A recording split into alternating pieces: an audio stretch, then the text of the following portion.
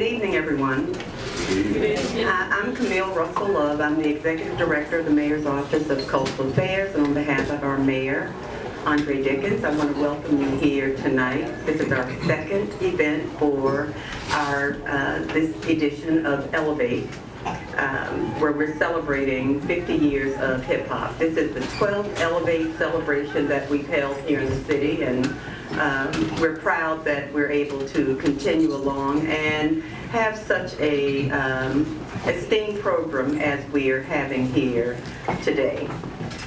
Throughout the next 4 weekends, the City of Atlanta will be presenting events that celebrate hip-hop legacy with Elevate, Roots, Resistance, and Renegades. In addition to this event, tomorrow at 2 p.m., come over to Gallery 72 at 72 Marietta Street for the opening reception and artist talk for Another Gaze, Women Photographers of Hip Hop. And then come over to Who Wanna Foe on Euclid Avenue for Elevate Karaoke with DJ Jelly at 9 p.m. Then on Sunday, come out to Streets Alive at Peachtree Center for our Poetry versus Hip Hop Showcase, highlighting the musical sounds of Zimbabwean-born artist, hip-hop artist, Tammy Moyo. If you haven't done so already, please visit Elevate's website at ATLart.com for our full schedule of events, and don't forget to follow us on social media. Okay, now the commercial is over. I also want to encourage you to please capture the QR code and fill out our survey. It will help us plan for Elevates in the future, and if you enjoy tonight, it will help us get funding to continue to do Elevate. So tonight, you're in for something really special. ATLiens Visit Planet MARS captures the early origins of hip-hop communities in 2 creative capitals, here in Atlanta and in Marseille, France. This exhibition features photographer Shannon McCollum, whom I've known for a long time, longer than we both want to admit, and Jean-Pierre Maero. Did I say that correctly? Maero? Mayo.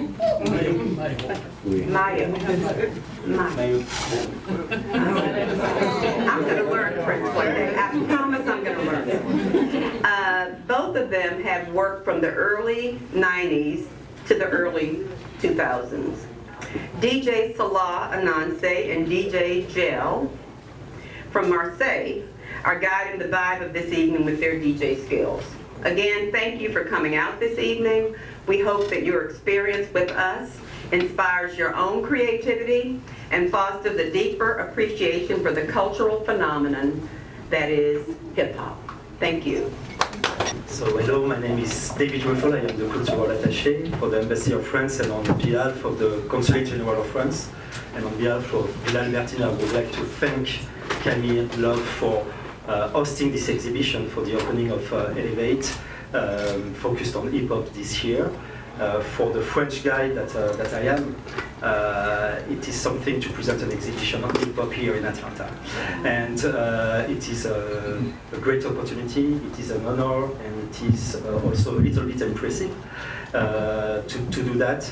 But I am very, very glad to present this exhibition. I would like to, of course, thank the 2 photographers, Shannon McCollum first, to present a little part of your great work in this exhibition, and I thank you for your enthusiasm, your generosity, and your presence in this exhibition. Jean-Pierre Maero, I am also very honored to have you here in Atlanta. You are, like Shannon, a great photographer, a very important photographer for the hip-hop culture in France. Your work has been presented in major institutions in France, and it is also an emotion for me because I think that this is the first time that you come here in the US, and I also think that this is the first exhibition presenting the French hip-hop culture in the US. So for me, and to do that with the work of Jean-Pierre is is a big present. So thank you for that. Just to explain maybe this relation between Atlanta and Marseille, we, Villa Albertine, we have launched a program of cooperation between the two cities last year, between these two unique and very special capitals of the southeast, because Marseille is in the southeast of France. And one of the first ideas that we had to bridge the two cities was to do that with hip-hop. Because hip-hop in both cities has played a very important role to turn these two cities into this important contemporary capital that they are now. And hip-hop culture has been also very important for an important vehicle for expression, for resistance, for freedom, for communities in these two cities. And this is what we wanted to tell through this exhibition. I want to thank, of course, the two curators, Elodie Le Breut and Floyd Hall, and I want a little bit to introduce you to them. So Elodie Le Breut is the director of AMI. AMI is an organization that helps the development of the music in Marseille in a major institution in Marseille called La Friche La Belle. And Friche La Belle played again a key role in the emergence of hip-hop in Marseille from the early 90s until now. And for instance, Elodie runs a festival at Friche La Belle every year called Hip Hop Society. Floyd Hall, of course you know Floyd Hall. Floyd Hall is a cultural producer and curator of Atlanta. His work is at the intersection of art, culture, media, science, and he is now currently the executive director of Science Gallery at Emory University. And just to explain again, of course, these two curators did this work because of the knowledge of the hip-hop scene in their own city. They know very well their city and the hip-hop culture in Atlanta and Marseille, but they also share a common knowledge of each city. Elodie visited Atlanta 1 year ago, and she will be staying here in Atlanta during 3 weeks, and she will be working on other projects. And we invited Floyd in May this year to start the work with Elodie and Jean-Pierre, and also meet different artists and cultural leaders in Marseille. So this is what we try to do. We try to build this community of artists, curators, scholars from both cities, and they produce events and they produce things together. My final thanks will go to Salah Nancy and DJ Gel. They are the two DJs of this event, but they also selected the playlist that you can find on Spotify. And one more word about DJ Gel. Gel is a famous DJ and artist from Marseille. He was part of the Funky family.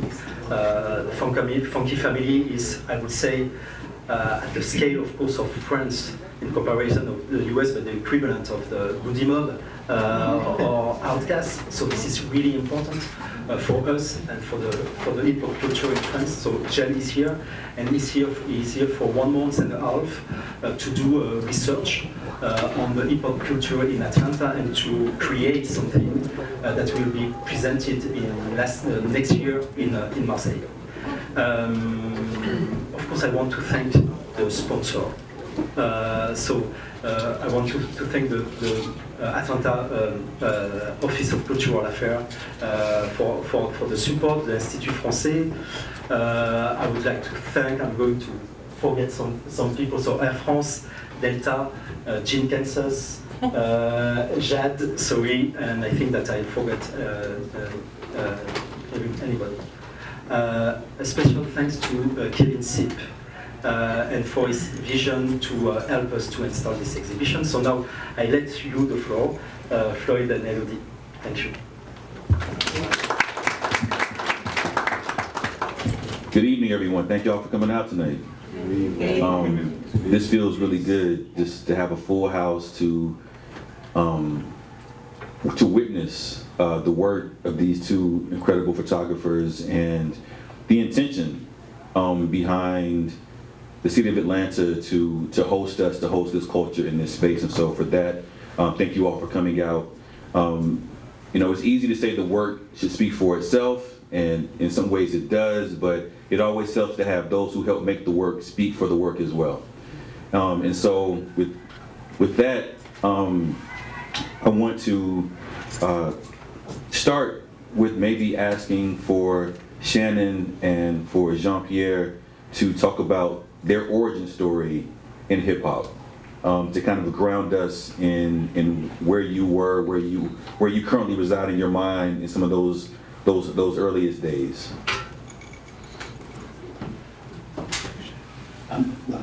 Bonjour à tous.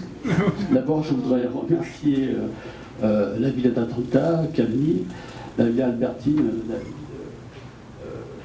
Floyd, Shannon, Elodie, qui est ma traductrice ce soir, C'est Liliane. Et Liliane aussi. Liliane, excusez-moi Liliane. Non, ça va. Attends un peu, et j'ai traduit et puis. D'accord. So I'll be translating for this evening, along with David. And so, We in French class tonight, so y'all didn't know that. So Jean-Pierre was just thanking the City of Atlanta, Mayor's Office of Cultural Affairs, Villa Albertine, and the curators.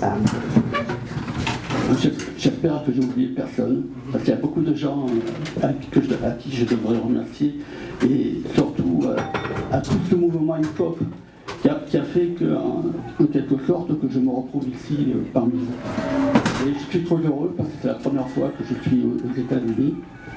Et je suis très émotionné. And he hopes he hasn't forgotten anyone. He's really thankful, especially for the hip hop movement here in Atlanta, which has allowed him to come here this evening and this week to be with us. Alors, si j'ai bien compris la question de Floyd, c'est comment j'ai pu m'intéresser au mouvement hip-hop, peut-être, non? Oui. Oui. Alors, moi, j'ai été influencé d'abord par la musique italienne. L'origine, ma mère me chantait beaucoup quand j'étais petit. Elle chantait des chansons. Et je crois que déjà, la musique, ça m'a beaucoup. À l'âge de 15 à 16 ans, au lycée technique, j'ai rencontré des gens qui adoraient le blues et qui me l'ont fait apprécier. Et là, j'ai adoré le blues. J'ai adoré le blues. Après, j'ai adoré le funk, parce que j'aimais bien danser. J'adore danser le funk. J'allais en boîte pour danser le funk. Et à la maison, avec mes enfants, j'ai toujours écouté Stevie Wonder, Michael Jackson. Et c'est ma fille, qui avait 16 ans, qui avait beaucoup d'amis rappeurs, et qui m'a amené un soir au premier concert de rap. Et c'est là que j'ai commencé à faire des photographies. Oui, pardon. So I'm going to try to get all that. He is from Italian origins, and so his first introduction to music in general was his mother singing to him in Italian, and he told his story of his interest in different types of music. So you heard him talk about funk and blues. And it was actually his daughter, who was 16 years old at the time, who brought him to his first rap show. And that's how he was introduced to the rap scene. Wow. Shannon. Okay. Well, I'm from the SWATs. Southwest Atlanta. And before I tell a little bit about my story, I want to touch on Miss Camille Love. I don't know if y'all know how much of a big deal she is and how much of a big deal she is to me, and also to be introduced by Miss Camille Love, because growing up in Atlanta, you had certain, a middle class that had taste in art. And I'll never forget, you sang out with her son, Craig Love, and Craig was just a real A-town dude, and whenever we would go to his house, which is Miss Love's house, it was just adorned with art, just such beautiful art, like everywhere. And I never forget being a young teenager walking in her house and it just being, every wall was just full of incredible art. So I just want to start by thanking Miss Love for letting me be a part of that as a child and seeing that and knowing the importance of it. So thank you, Miss Love. Okay, so my story. I'm just all around Atlanta, man. My dad introduced me to photography. And he was a staff photographer at the Atlanta Journal-Constitution. So, you know, to have my dad be a photographer, first off in my neighborhood or amongst my friends, there was nobody else that was going to work taking pictures, you know, for a living. So I felt pride in that because I thought it was cool that he was so different. And in our homes, we always had a dark room. And we also my dad used to cut out his pictures, because this is when you know, printed your own stuff, or went to a 1-hour photo lab. But we had a wall as soon as you walked in the house, and he would staple the pictures on the wall. And it was a collage of pictures. And whoever came over to visit, because my mom loved hosting, they get stuck on that wall. You know, and I just loved people's reaction to my dad's pictures. So to see how people reacted to photographs, it made me like, okay, I love the way it captures people. It captivates them. And being an only child and being able to finish my homework and go and be in the dark room and get lost with my dad, you know, for hours. You know, you got a red bulb, you got these little clips where he hanging pictures. As soon as you walk in the dark room, that smell of, you know, the chemicals. It was just such a part of my life. And as I got a little older, became like middle school, high school, my dad working at the paper, Sunday and Saturday mornings, we sit at the table, have breakfast, and we get the newspaper and we flip through the paper and look to see what my dad's picture was. So that was so cool for me. And Michael Jordan rookie year, when he had hair, my dad shot the Hawks game and he printed some, and I took him back to school the next day and I sold them. Which I was glad I did that day. So I become a freshman at Clark. I wasn't even into photography. Like I loved that it was a part of my family thing, but it wasn't, you know, I didn't have to have a camera. And I meet this guy, and he has a camera, and the first thing I saw was when we went over to his house, he had pictures on the wall. I said, man, this is like how I grew up. You know, he had them thumbtacked on the wall. And I just thought he was so cool, and I thought, you know, the pictures he was taking reminded me of my dad, and I was like, you know what? I went home like an hour later, was like, Dad, I want a camera. Like, I want a camera. And being a photographer on AUC campus, it was my little hustle. So, you know, the AKAs, Deltas, all the cute girls that dress cute, you know, everybody be on the yard on Friday. So I'll be out there with my camera, taking pictures of everybody on the yard, and then Monday morning, I'll be on hit Wolf Camera and sold the 4x6s and the 5x7s. And I do it every Friday. And that was my little hustle money on the weekends. But it's 91, 92 now, and LaFace Records is here, and Social Def is here, and Atlanta really kind of, we kind of making noise in the music scene by now. You know, it ain't just New York, New York, New York. It's a Raheem the Dream type of thing. It's a MC Shy-D. It's Edward J. You know, so it's really Atlanta bubbling right now. And I got a camera, and you know, I wasn't trying to rap. I wasn't trying to be no producer, but I loved the art of music photography.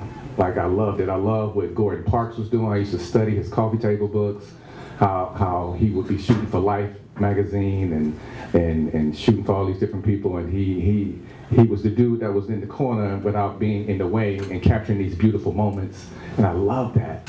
So I said, I want to do that with music and be like that Gordon Parks, but also kind of be like Annie Leibovitz, you know, because Annie Leibovitz was going out with the Rolling Stones and she was getting these incredible pictures on backstage and on stage. So I just really wanted that. I like started really studying magazines. I just really started studying Annie and Gordon and all these people that was doing that. And I know I'm long-winded, but Storyteller. yeah, I'm storytelling. I met Big Boy at Lenox Mall, and he was in 12th grade, and he, you know, I got a little mouthpiece on me, so I knew how to say, hey man, y'all, you should let me take your picture, you know. And back then, nobody was educating, you know, Atlanta hip hop artists on why it was an importance of documenting what you're doing. They looked at it, to me, they looked at it as, okay, a photographer comes around when it's time for my album or my you know, press photos.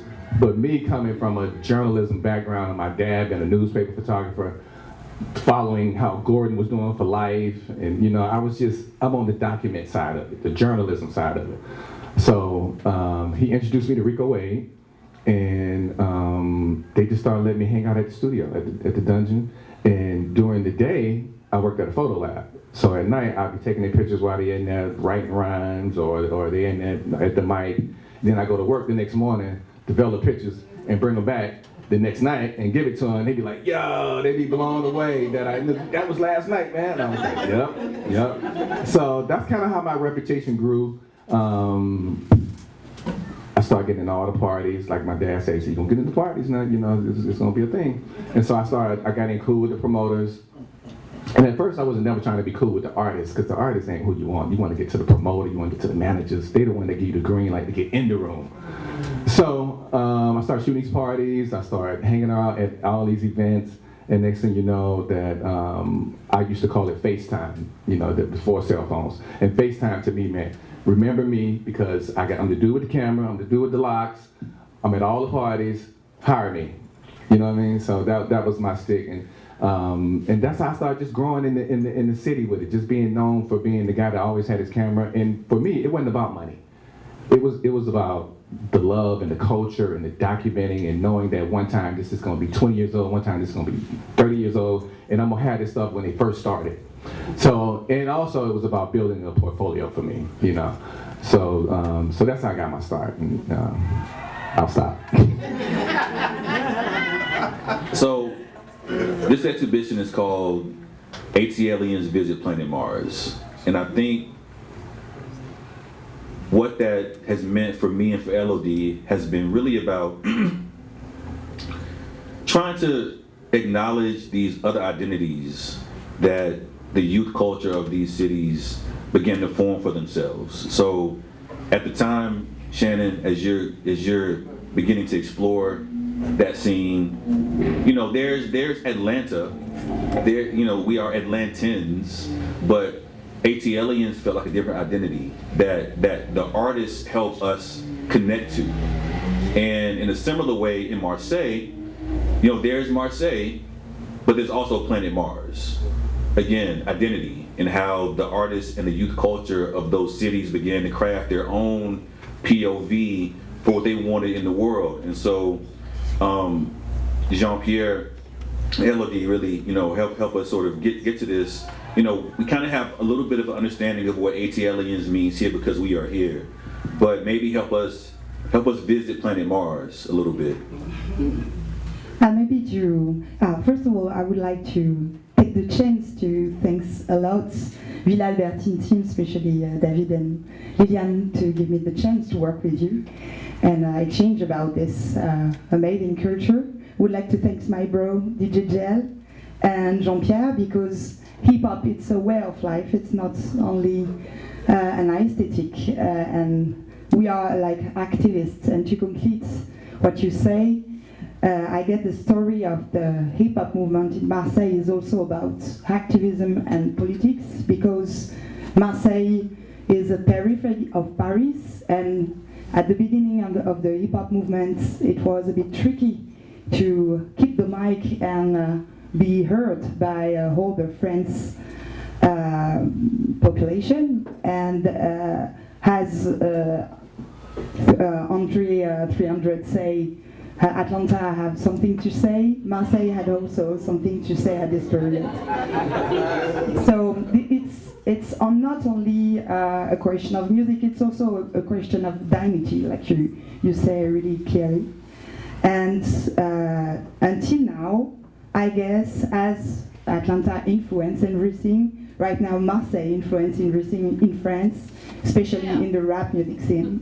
So I guess it's a part of the story we try to explain in the frame of this exhibition. And also how the both cities are completely creative, innovative in rap music and music in general, and in creativity, photography, design, visual arts, including all the discipline of hip-hop scene. Maybe I have another question, because you have, I guess, you start to explain how is your creative process, but I guess Jean-Pierre work a bit differently, and maybe Jean-Pierre you can explain to the audience how you work with rapper when you shoot photography, because you told me that it was really important to keep the connection with the neighborhood of these rappers. So maybe you can translate the question to Jean-Pierre, ou je peux le dire. Comment tu travaillais avec les rappeurs pour faire ces photographies? And maybe Shannon, you can give more information about this intimacy, ton intimité avec les rappeurs.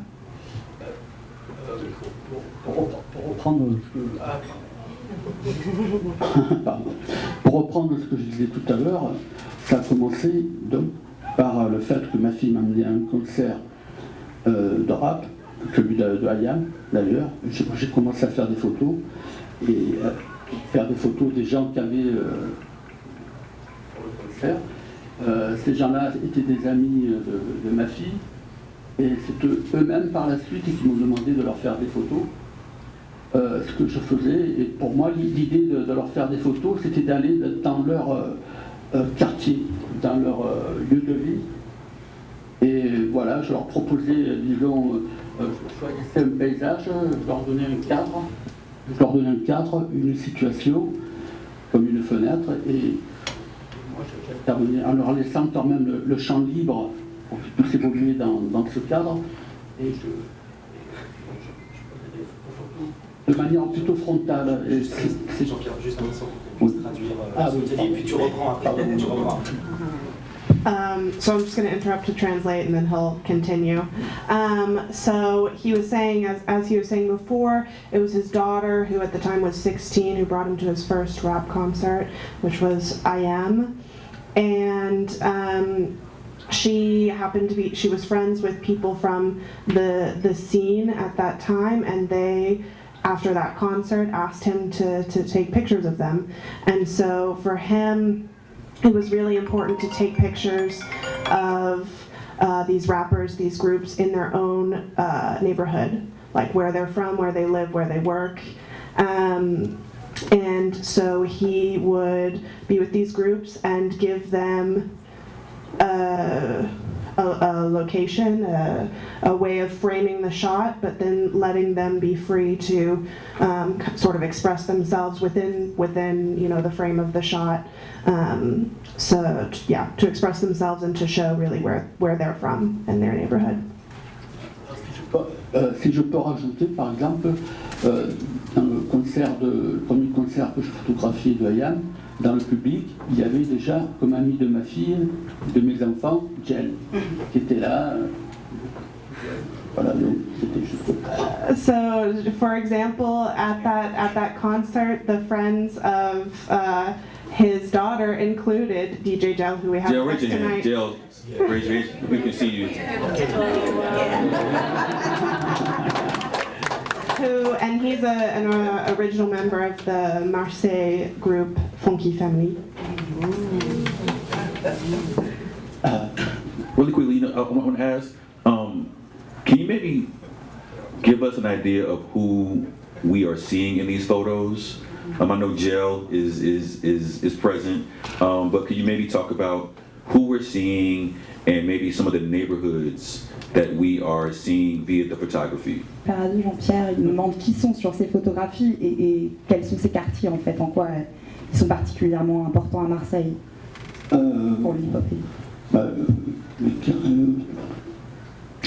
Dans les quartiers nord surtout, hein, parce que surtout là, dans le quartier sud, il y avait qu'un groupe, c'était Carcan aussi, que j'ai, d'ailleurs désolé, j'ai pas pu montrer une de leurs photos, et une vidéo que j'ai fait aussi avec eux. Mais surtout dans les quartiers nord, là, dans les cités, comment se dire, HLM, voilà. Donc il y avait la Val-Barrel, là on voit par exemple la Veuve Noire, c'est à la Val-Barrel, c'est dans le quartier, je crois dans le 11e arrondissement. Il y a la Sabine, c'est dans le 14e arrondissement pour les psychiatres par exemple. Pour le venin, c'est près du centre-ville, c'est Félix-Piat. Puis tous les autres, c'est voilà. Maybe to give more information in English, the scene emerged in different places in the city. Most of the band come from the north of the city, and there is also a big activity in the city center, Belle and Le Panier, and it was also special because the city center of Marseille was at this period not really rich. The rich people live in the south of the city, and all the youth from the city center and the north quarter start to do hip hop to explain how it's difficult to live and how they are in the shadow of the politics or in the dignity of the general population, because they come from, all their parents come from Africa, North Africa, and also Italy, Spain, and they are not totally recognized as French.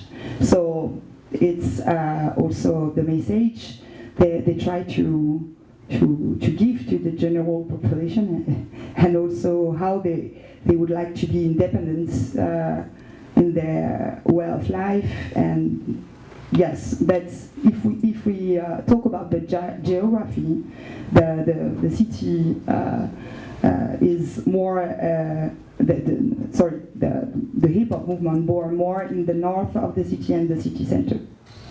So in hearing you talk about the formation of Planet Mars as this collection of young folks, many of whom are the children of immigrants who are trying to find themselves or connect with each other, and feeling like they're not quite part of France. So there's a space for them to say, well, if we can't be part of that, then we'll create this over here.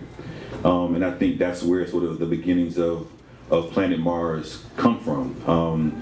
So Shannon, in thinking about the formation of the ATLiens identity as well, because you were able to sort of document and be there as even that term was becoming the term that we began to use, what is your perspective or even remembrance of what it meant to see that identity become so prevalent? You know, the timing of it all was so aligned for me, because we really, I think, got on the national stage around 91, 92. Atlanta started getting recognized, 93. You know, Goody Mob, Outkast, Dallas Austin, Jermaine Dupri, TLC.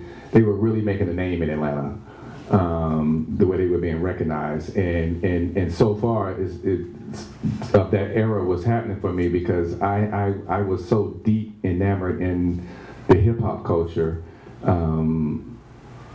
The whole city was just electric. You know, it just to see art. I mean, the way they support each other now. I mean, at the very beginning, they were very supportive. You know, they were in each other's studio sessions and just jumping on each other's records.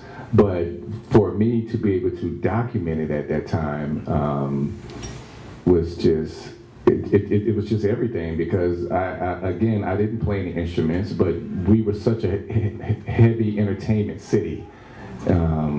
Is that, you know, I want to be a part of it. What, I want to jump in somewhere, and shooting allowed me to do that. And you know, I had a jump start. My dad was a staff photographer at the newspaper. I had access to the best lenses. I had access to any kind of camera I wanted to shoot with.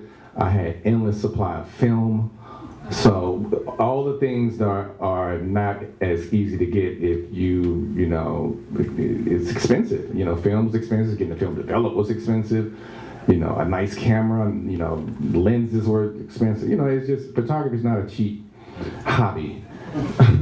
But I loved it so much, and when you're selling yourself to artists, especially Atlantans, that term ATLien came about right at when Outkast dropped their second album, and that picture I have it now when I'm in the back seat and we're on our way to the shoot. The single Elevators had just dropped. And I'm asking him in the car, like, that was such a big record at the time in Atlanta, you know, Elevators, I mean, it was such a big record. And I'm asking them, like, asking Dre on the way to the shoot, like, you know, it's all they playing on the radio. How does that feel, you know? But it was so important to me because I was at the forefront of it, you know, and I didn't even know, you know, I just happened to just want to document it, you know, just want to be a part of it some kind of way. I didn't know what kind of movement they were going to become, as far as LaFace, as far as So Def, as far as Ludacris camp, all these different camps. It was just those guys having a love for their art form, and me just wanting to be a part of documenting it. Elodie, I want to ask you a question, because we've gotten a chance to know each other over the last few months and really spent some time in each other's home cities. And so for you, as you think about the evolution or the generations of hip hop in Marseille, what stands out to you in terms of how the scene has evolved, or who's a part of it, who's being attracted to it, in terms of that Planet Mars in 2023 versus Planet Mars many years ago? Yeah. There is two big moments in Marseille for rap music.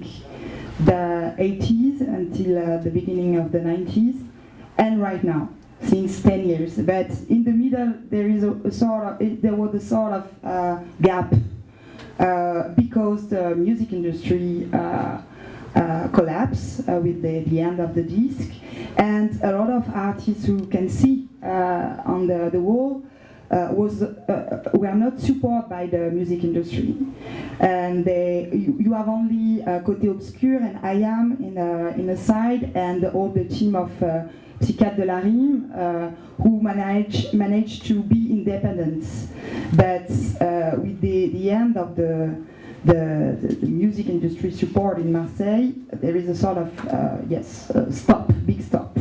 And 10 years ago, there is a new start, a newborn, with a guy called Jules, who I guess was really inspired by the first generation, and start to be also things like independence in their own room, and start to broadcast and release album alone, or in a really DIY process.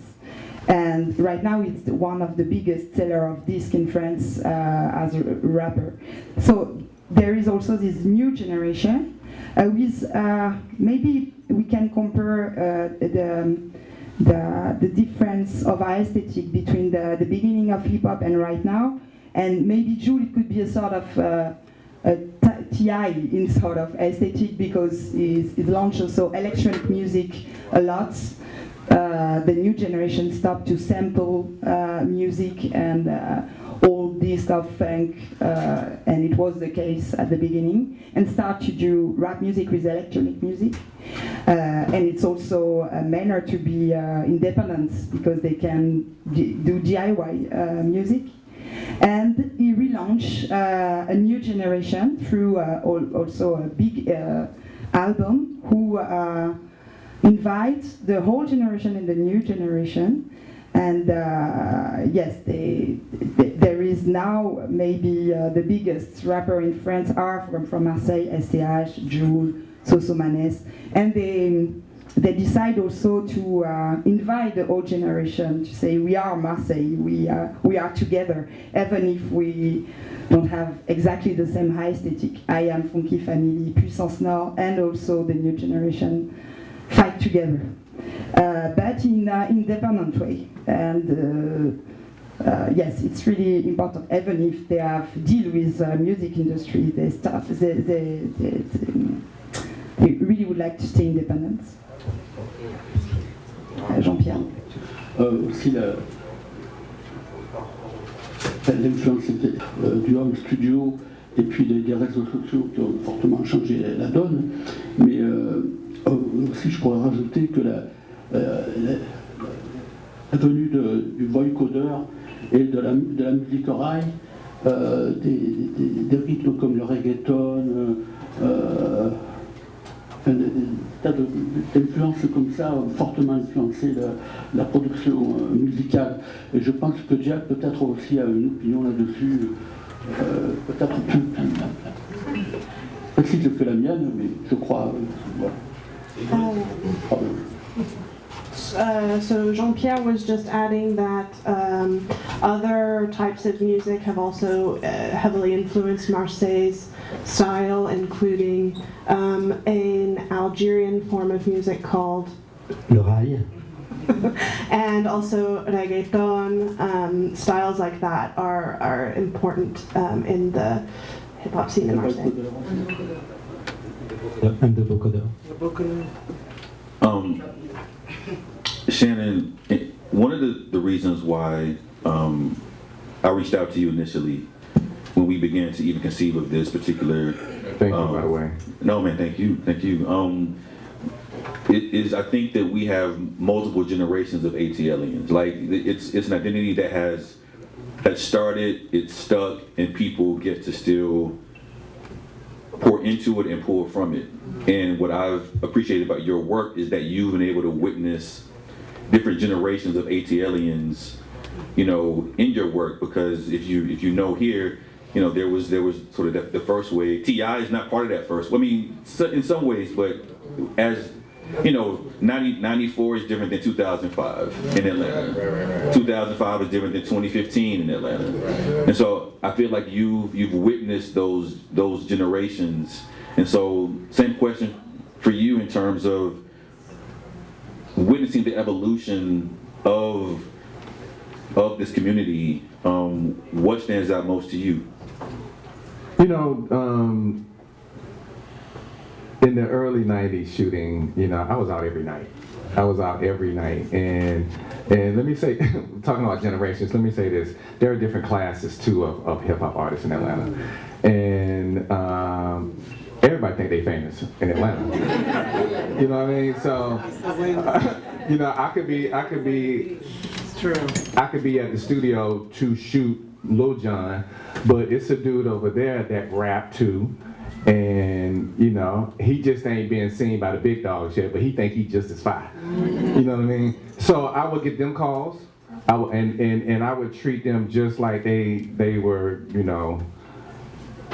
Big Boy and Andre. I give them that same treatment, and they have so much love and respect for you because you're shooting them big dogs, and now you're shooting me. And we want to hire you based off who you shooting, or who you worked with before. And it got to a point where over generations, like dudes started, probably dope boys, but they was hiring me, paying me $300 and $500 just to go to the club with them at night, and take pictures. And the reason I would get, I wouldn't even have no business cards. It was just word of mouth. And for me is I always like to gift some pictures. When I gifted pictures, because they didn't get to see themselves in that kind of light, they went and bragged and showed everybody else the pictures. So now it's like, okay, who took your pictures? You know, and so it just kind of continued to grow for me, and you know, my career and profession in it, because I treated everybody the same.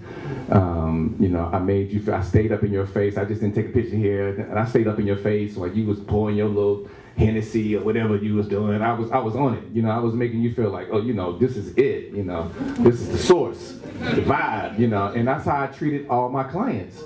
This made them feel special, made them feel important. You know, that's when they was getting the little VIP roped off sections, and I'll be all in there just going crazy shooting. So now you got dudes who of course, who hired you, and then you got their boys like, come, bro, get me, you know. And it turned into something where I was doing this almost every night, every other night, and I was making good money.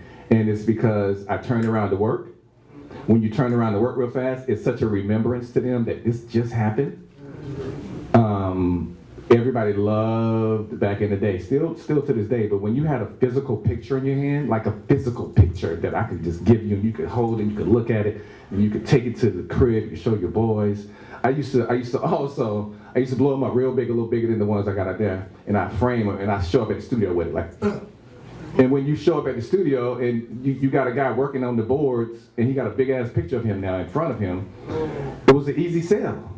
It was always an easy sell. I mean, I might have spent $200 and made $2,500 because it was such an easy sell that these guys wanted to have a piece of themselves, a piece of art of themselves in their home, in their studios, or wherever. So I was just really just a hustle dude with my pictures. You know, I was a hustle dude. I was the guy that thought highly enough of you to make you look good in all instances, you know. And then that turned into, now you want me to come shoot your mama, and you want me to shoot you and your baby, you know. It was just a domino effect. I was just getting more work off and more work off. I mean, I could get you, and then you're gonna show somebody my pictures, and now I got them, and now I got them. So that's how it worked for me in Atlanta. You know, we're such a big city, but we're such a small city as well. And just as fast as bad news travels, good news travels too. If you do good by people. And you know, you ain't got to charge them a whole lot of money, and you know, your name spreads. So that's how I used to work my angle. One of the things that you all will see in the exhibition that I was really glad that we get to show is this collection of club and party flyers. Because I think like we have a certain way of understanding how we socialize here.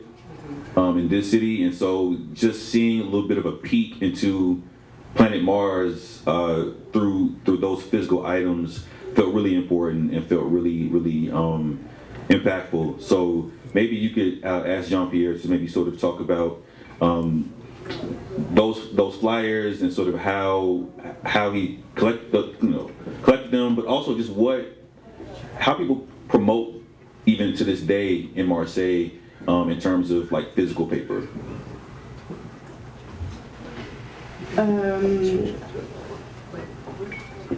Floyd te demande comment, en fait, donc il y a dans l'exposition tous ces flyers. Il voudrait que tu expliques un peu comment on communiquait sur les événements, comment la dimension live et sociale s'organisait à l'époque. Et ces flyers le témoignent, mais si tu pouvais un petit peu raconter ce moment-là, le moment du show en fait, et de comment les artistes se retrouvaient avec leur public. Oui, alors mon intérêt par rapport au flyer, à l'affichage, déjà c'est par rapport au fait que je suis aussi dessinateur, graphiste, et je suis très intéressé par la communication visuelle en général. J'ai fait des études pour ça. Et une fois, j'ai vu un truc sur BDP, Bogdan Production, BDP, qui est un rappeur qui disait que chaque fois il se mettait devant l'entrée des discothèques pour distribuer ses flyers, pour annoncer ses concerts. À l'époque, il n'y avait pas encore d'iPhone, un truc comme ça. Et moi, j'ai commencé à... Donc, chaque fois qu'il y avait un concert auquel je participais ou pas, de récupérer ces flyers, parce que comprenez qu'effectivement, il y avait matière à archiver une histoire l'histoire de ce mouvement. Pardon. So Jean-Pierre was saying that for him these posters have a special interest because he is also a graphic designer and he's interested in the design of them. But so he at every party or event that he went to, if there was a poster, he would take the poster home, and he thinks that works as it's sort of an archive for him of the hip-hop movement, because at the time, before phones, the groups or the rappers would be in front of clubs handing out their flyers for their shows. So it really shows the movement as his own personal archive. We have a few minutes left, and I want to give Jean-Pierre and Shannon the final word, but I want to give Elodie the next final word. Just again to talk about putting this show together and what you want people to feel and to experience as they walk through and experience the photos. What do you want people to get from this show? You? I guess is the common history of how community could be influenced in the world, and to be clear, all the hip-hop French movements was inspired by the American hip-hop movements, and it's a sort of international glory of this activist movement. I don't know if it's my answer is clear, but yes, it's for me an archive and expression of how a community could be in the defense of their own dignity, but also start to be a leader, because now in France, hip-hop and rap music is the most listening music, and this movement influence also fashion, marketing, and a lot of artists start to be entrepreneurs, and it's yes, it's the foundation and the start of a new life for a lot of people. So I'll say for me this has been a really meaningful experience. Number one, because I think what you see in the show is there's this level of translation that happens. You can look at the images and it looks familiar as well as different at the same time. The videos in particular, it's almost as if you don't have to know French to feel what's being communicated. And I think that's the beauty of the culture that we are all a part of, and that we can translate and communicate to each other with, but even outside of a common language. And we get to be able to just sort of share each other's energy, and that acts as its own mode of translation. So I want you all to sort of take that from the show. And also just another thank you to Shannon. Shannon talked earlier about community and being from the SWATs. I grew up in College Park, and we weren't friends, but we were 1 degree removed, so had lots of friends in common, but it felt really easy to say, we're doing this show. I have a very short list of one that I want to have for this particular show, and so to just have that outreach and for you to reach back, it means everything, but also it means everything about what this culture represents.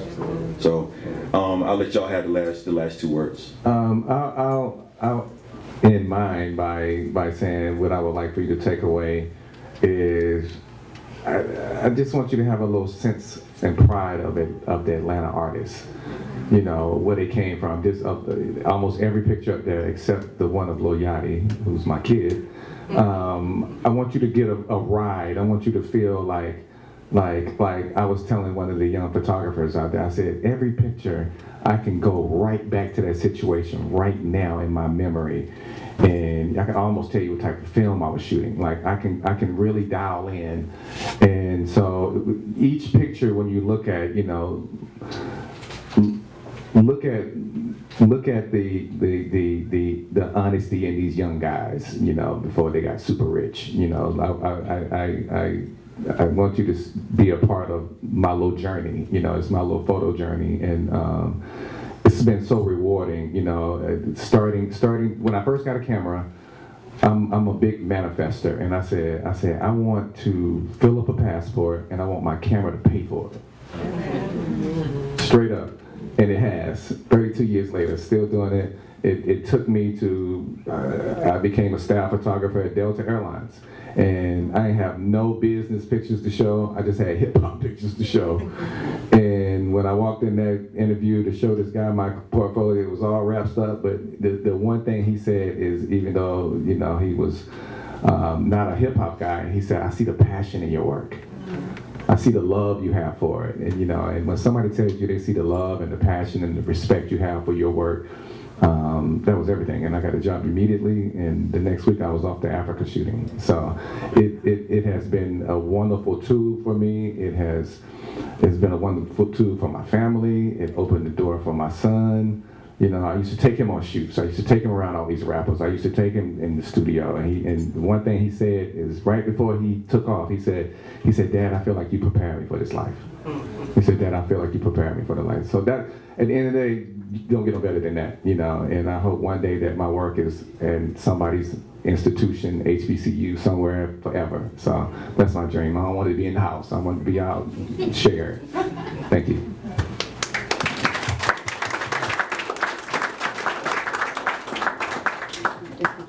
Une dernière chose pour toi.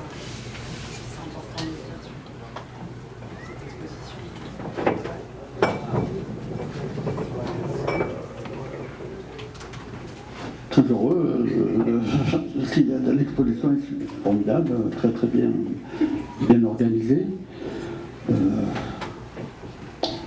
je sais pas quoi rajouter. Franchement, je suis très content. From my side, I would like to thank you a lot, Shannon McCollum and Jean-Pierre Maero, to give the chance to Floyd and me to present this treasure.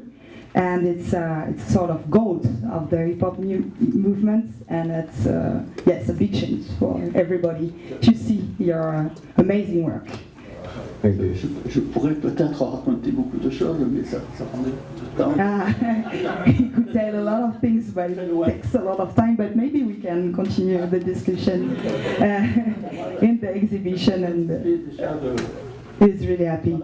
And if you are interested in his work, he brings with you a book, and you can buy a book of his work. It's at the entrance of the exhibition. And yes, Floyd, you want to add something? Floyd, I have Last. I have a question. Camilla. Yeah. Recently there was the social unrest in France, and there was social unrest in Marseille. So did the hip-hop community play any role in helping to fuel the unrest or quell the unrest, or did any music come out of the unrest? Good question.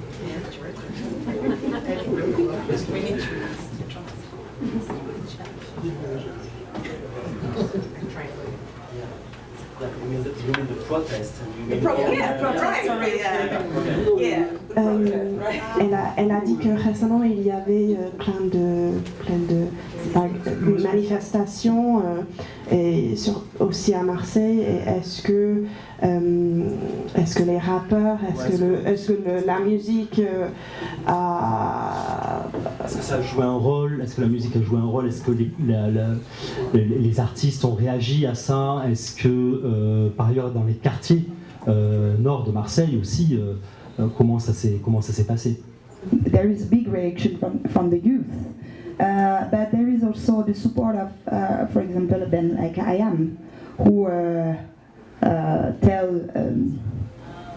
how it's important to listen to this youth first, but also how it's important to stay not calm, because it's not the idea, but to protect themselves, because the police could be really dangerous, and the youth, it's a concern young people from 12 to 15. It was not adults, so yeah, there is an influence of the artists in general, because they are afraid that this new generation be in danger in these protests. But I guess it's still in process for the artists, and it's really based on the importance of education, and more and more artists would like to be involved in the educational program at school, and also not at school, through workshop, and because yes, there is a sort of feeling of abandon for this youth right now. Thank you. Thank you. Thank you all for coming out.